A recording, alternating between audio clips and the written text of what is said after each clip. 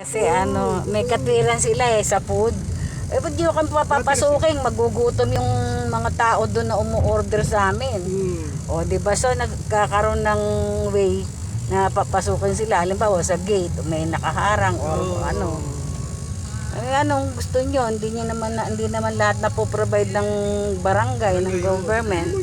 So, yung mga food business talagang umarangkada yung oo, sa pagkain yun Mag-deliver kami, ganyan-ganyan.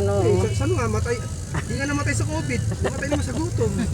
Hindi ba kakalabas ng tao? Hindi. Tapos ang mga di ba sarado? Nagsara unang-una yung mga labawa yung Pure Gold, nagsara agad yan Lately na lang nagbukas yung Pure Gold. Late na lang nagbukas late na. Mga 2021 nagbukas na yung Pure Gold pero limited. 10 ang pasok. Naranasan ko yan kasi ako bumili. Pila. Oo. Aga namin. Ibang barangay by schedule. Oo. Yung mga letter B bukas. Ganoon Oo, ganoon.